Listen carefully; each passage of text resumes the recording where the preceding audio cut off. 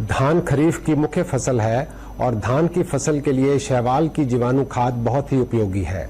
धान के खेत की जो खड़े पानी की अवस्था है वो इन जीवाणुओं के लिए बहुत ही अनुकूल है और ये जीवाणु वहाँ पनपते हैं और ये खेत को नाइट्रोजन देते हैं और औसतन ये देखा गया है कि 20 से 25 किलोग्राम शुद्ध नाइट्रोजन ये प्रदान करते हैं। तो इसका मतलब है कि किसान 40 से 50 किलोग्राम यूरिया की बचत प्रति हेक्टेयर कर सकता है। और नाइट्रोजन के अलावा इसके जीवाणु जो इस शैवाल जीवाणु खाद के जीवाणु जो होते हैं ये भूमि को भी सुधार करते हैं।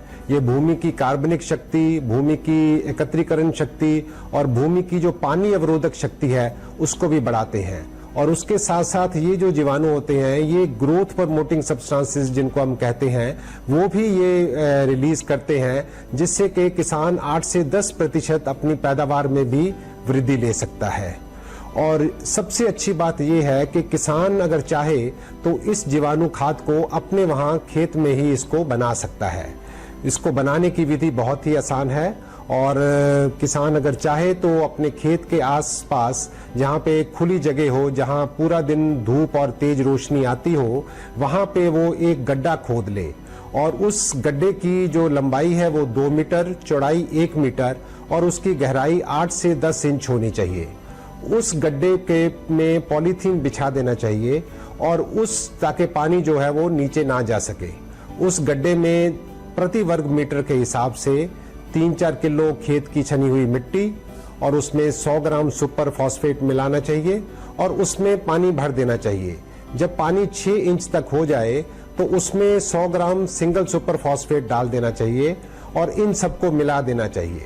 क्योंकि गड्ढे में पानी खड़ा रहेगा और मच्छर पैदा होने की स्थिति हो सकती है, तो उसमें 5 ml मैलाथियन वो उसमें डाल के और इस सबको मिला देना चाहिए।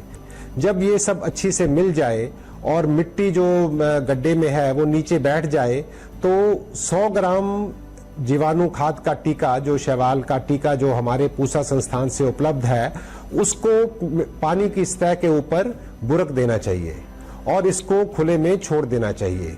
हर रोज सुबह आके किसान उसको देखे और अगर उसमें पानी की मात्रा कम हुई हो तो उसमें पानी की मात्रा पर्याप्त कर दे। 6-7 दिन में आप देखेंगे कि ये शैवाल के जीवाणु उसमें उगने शुरू हो जाएंगे और एक परत बनानी शुरू कर देंगे और 10-12 दिन बाद वो परत काफी मोटी हो जाएगी। और जब वो परत मोटी हो जाए तो उसमें पानी देना छोड़ दें और उसको सूखने दें और सूखने के बाद जो पपड़ी तैयार होगी उस पपड़ी को वो इकट्ठा कर ले और एक पॉलीथीन बैग में रख लें और फिर उस खाली गड्ढे में फिर से पानी, सुपर फॉस्फेट और मैलाथियन डाल दें और 10-12 दिन बाद उसमें से फिर पैदावार ले सकते हैं।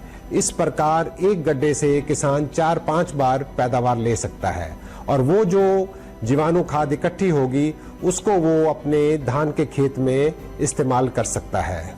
यदि किसान इसे अपने वहां नहीं बनाना चाहते तो ये जीवाणु खाद हमारे पूसा संस्थान से भी उपलब्ध है और इसका 500 ग्राम का एक पैकेट जो 1 एकड़ धान के लिए पर्याप्त है वो हमारे यहाँ 50 रुपए में उपलब्ध है। और इसको उपयोग करने की विधि बहुत ही आसान है। धान की रोपाई के 3-4 दिन बाद खड़े पानी की स्थिति में जो पैकेट का जीवाणु खाद है उसको खेत की 4-5 किलो मिट्टी में मिलाइए और उसको खड़े पानी की स्थिति में खेत में बुरक दीजिए और खेत में ये अपने आप ही पैदा होता रहेगा और ये खेत को फायदा देता रहेगा।